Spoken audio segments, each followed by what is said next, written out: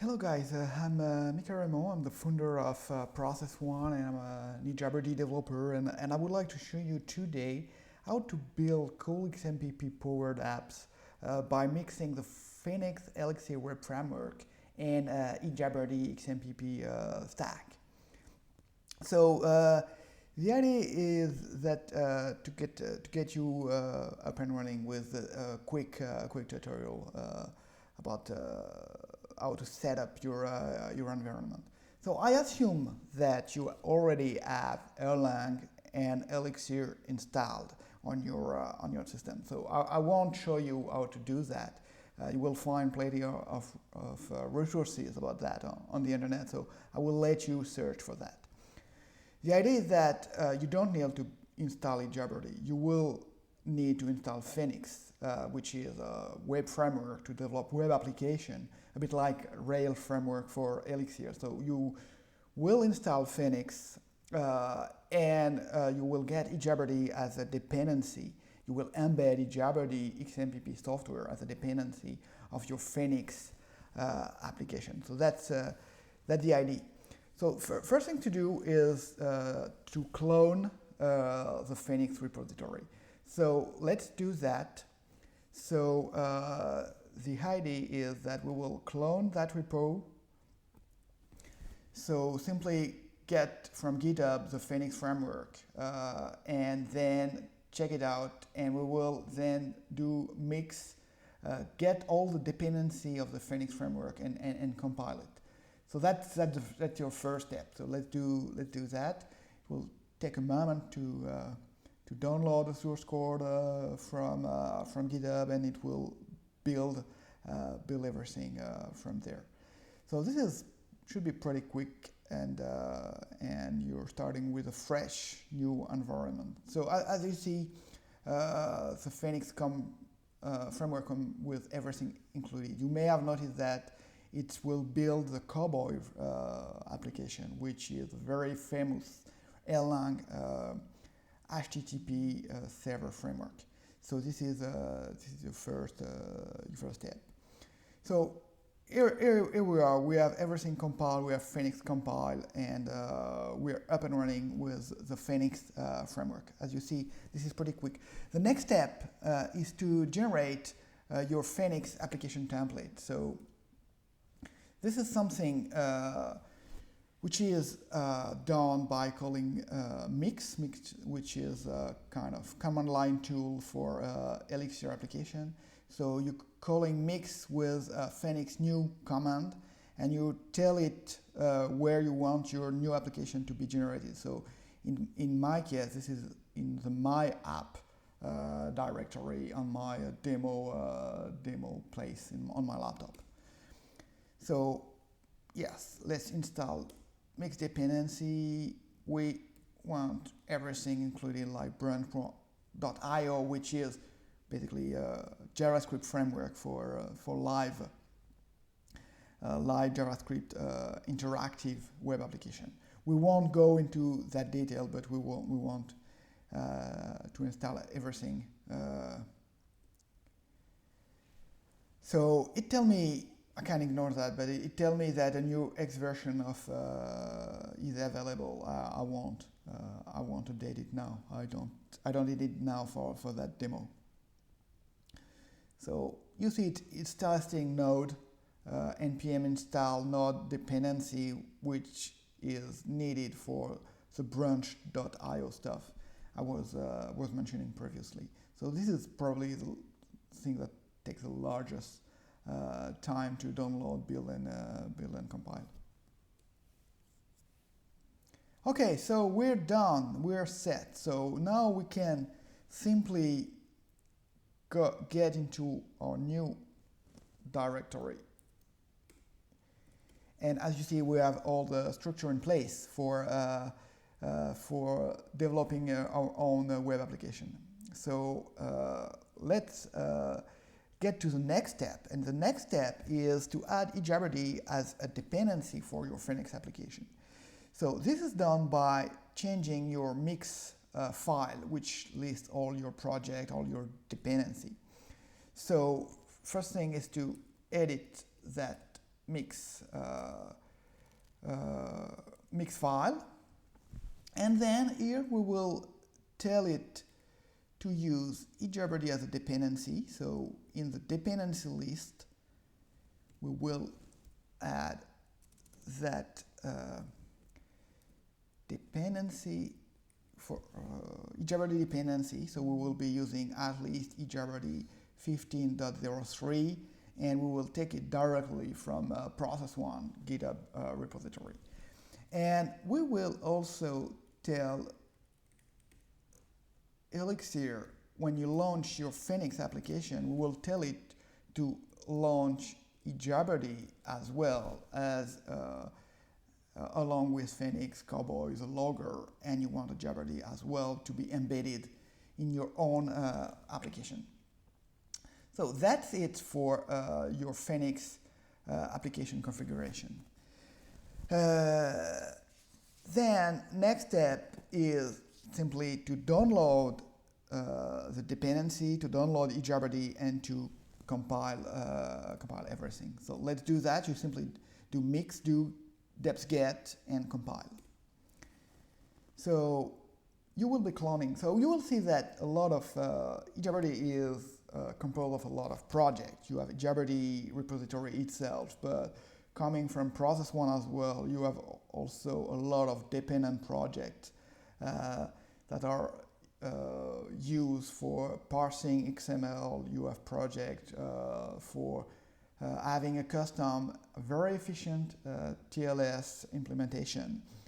So we'll see that a lot of stuff are coming. So process1 and ejabberd has been around for a long time. So we'll see that the repository is quite huge and with a lot of dependencies. So it will take quite some time to get everything compiled.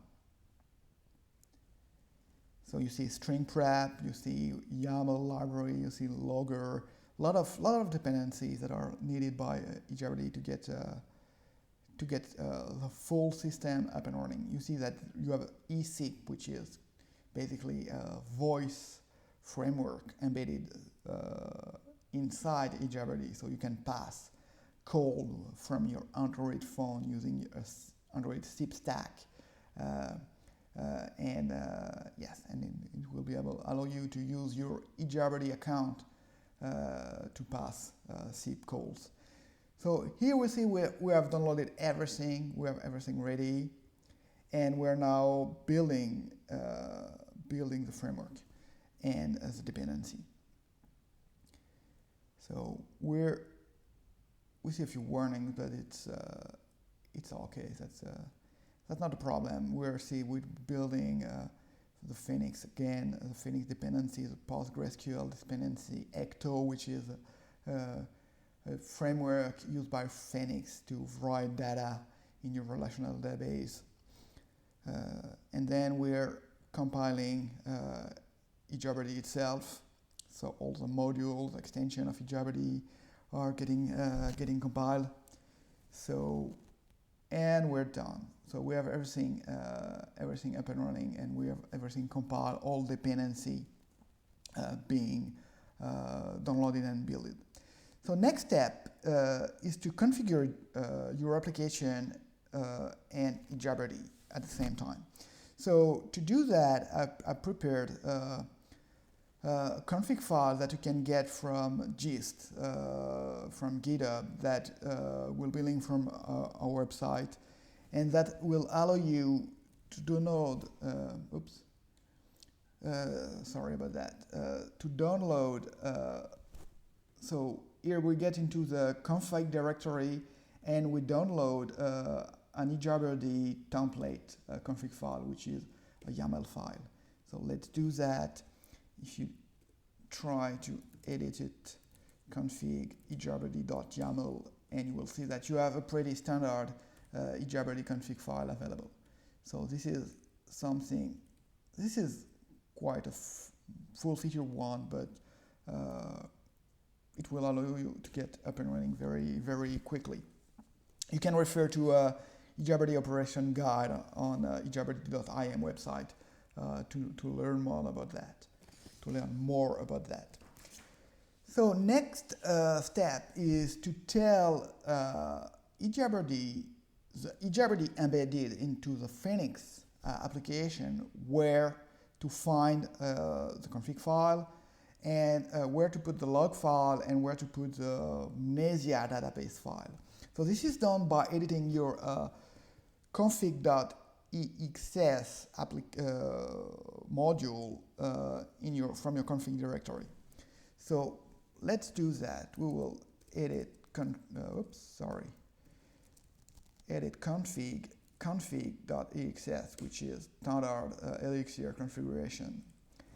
And we will simply add what we need here.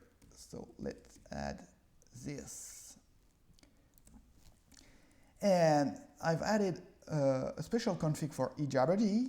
I tell ejabberd that the file to use is config ejabberd.yaml that we have been downloading from gist, from GitHub. And I tell it that I want to place my log into a log dir, and the log file name will be ejabberd.log. And then I don't want to put Nesia in the default directory, Nesia database, so I tell it to create Nesia DB directory and to put everything, all those pool files in there. So that's it for the configuration part. Let's make sure we have our all log dir, log directory ready. So I create it. And then let's start now the Phoenix server along with ejabberd. If I didn't make any mistake, it should be starting with IEX, which is Elixir interactive shell. I tell it to start with mix tool, and to launch Phoenix server from there. So let's see if everything goes well. So as you see logs reports that are actually coming from ejabberd. So some of them are coming from Phoenix, and some of them are coming from ejabberd. So this is a very good sign that everything should be happening quite well, and everything seems to be in place. So let's make sure then that I can create. So here you see that you have a Nesia DB directory that has just been created, and here you can see that we have an ejabberd log file. So, and if you cat it, you will see that ejabberd has been properly started, and we have listener that has been started, and that ejabberd should be properly up and running. So let's get back to our interactive shell, and the next step will be to create a user. So when you start from scratch, you have no user in your database. So we need a user to be able to connect. So we will be using ejabberd auth module, which is an airline module, and you will call try register. It's called try register because it can fail if the user already exists, for example. So we call try register. The username will be Michael. On the domain localhost, which is the default one which we have set up in our ejabberd configuration file, and with the mypass password, which is not very secure, but which is very okay for our demo. So as you see, it replies atomic OK. So the operation has been properly performed. So the next step is to check that we can connect to ejabberd. So I'm using Psy, and I've created an account with the credential we have passed. So I've created a Psy account with Michael, localhost, and mypass, and I will be connecting it through Psy. And as you see, so you see that it asks for a vCard. You don't have one. You don't care. So you simply click publish and you close, and you see that you're connected. So, and if you go to the interactive console, you see that there is feedback here. and that we have accepted authentication from Michael from a localhost IP address. So I'm connected on that Elixir node that is running with ejabberd embedded. And as you can check as well, Elixir is running with Phoenix enabled as well. So if I load a localhost port 4000, I will see the Phoenix welcome screen, the default page for Phoenix. So it seems we are good. We have ejabberd running, we have a user created, and we have a Phoenix framework serving web pages. But we probably don't want to stop there because it's just getting interesting. So for the next step, I will show you how to create a web page that is displaying information coming from ejabberd. So it will be a web page served by Phoenix framework showing information coming directly from ejabberd itself. So first step is, so we will simply dismiss, I've hit Control C 2 times, and I will stop brutally the virtual machine, and I will add pages to our Phoenix web application. So let me edit the file, which is the router file, which will tell the framework that we have a new URL endpoint available. So let me add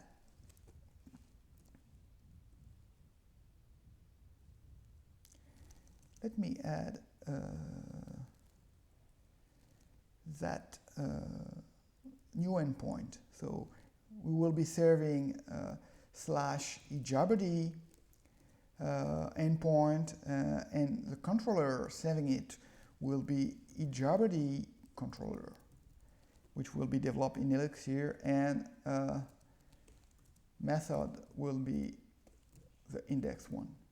So it should be enough to have the /ejabberd endpoint served by our upcoming ejabberd controller.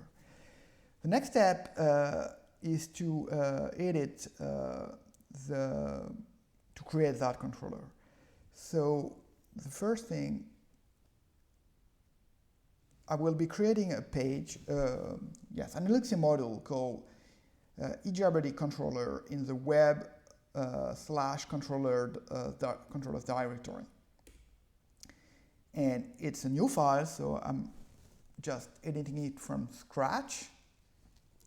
And the file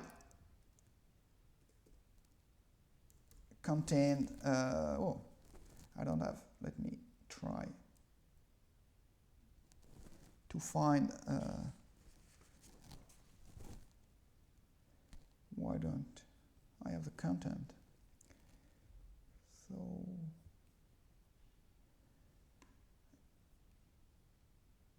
let me try to find the content, which is here. So this is the content of the ejabberd controller, which is probably the main and the most the file with the most code. So basically, the first thing is that we will be using ejabberd Erlang internal record. So the two line with require record and record definition are just to be able to use the G record from inside our Phoenix application.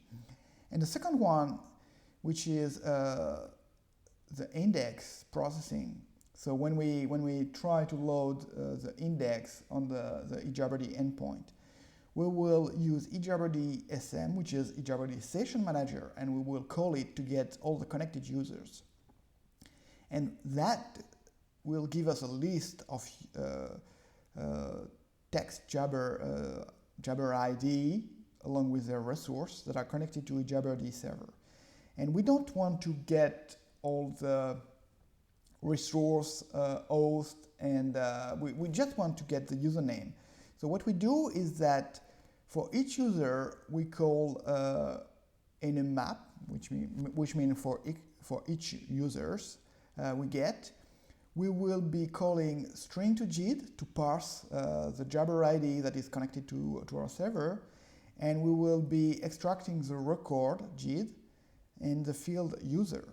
So basically, we will be iterating across all the connected user. It just extracts the username part of the GID, and we pass that list as users to our index.html view. Basically that's it. So the next step is to create the view, and the view is pretty straightforward. Basically, this is somewhat the default view. I created a view called ejabberd_view in the views web views directories. So, and I will be just pasting. Oops. Oh yes, I stopped the server, so the client got disconnected. So I will be pasting the content of the view. So as you see, I'm just putting in that view, I'm just putting the default empty template view. So basically, just telling Phoenix here that my app ejabberd view is just a standard view, doing nothing fancy here. So, and the contents of the template will be the next file to create. So basically, what I need is to create an ejabberd directory in the template, web template directory itself. So it will host all the template for the ejabberd views and controller. And then I will be editing and creating an index.html EEX file, which is dynamic Elixir template that Phoenix is using. So let me find my template. So that template is here, and you will see this is a pretty basic one. So basically, I'm just creating a div with a special class. I'm having a title, a subtitle, which are static, purely static, and I will be iterating on the user variable I've been showing you that comes from the controller, and that will be containing all the username of the connected users, and I will create a paragraph for each user showing the username. So basically that's it, and it should just provide you with a list of all the connected users on our servers. So very straightforward, very basic, but very handy and very powerful. So we're set. Now we can just be able to restart the server again. So as you see, we're compiling the new file. Oh, no, that's not. Oh, that's not the proper way to do it. So it's ix-s Phoenix mix Phoenix.server. So it will be compiling everything, restarting everything. So let's check that everything is up and running. Sorry about the trouble, the misstep.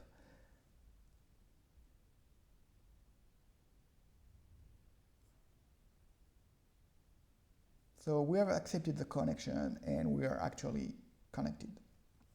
So we have a session open, we are online. So now the next step is really to open the localhost /ejabberd/ page, and see that we have our template running. So we have hello world, ejabberd meets Phoenix. Welcome guys, and here is the list of online users. And Michael is connected, so this is the user that is actually really connected here. And let's get offline to show you that this is really live. And let's reload the page, and you see that you have no more user online. So as you see, this is it for now. As you see, this is a very powerful way to create web applications that are powered by XMPP, and it will really open a huge opportunity for developing web-based XMPP application. I really hope you like that screencast, and yes, I will follow up with probably new screencast in the coming weeks. So stay tuned, guys. Thank you very much.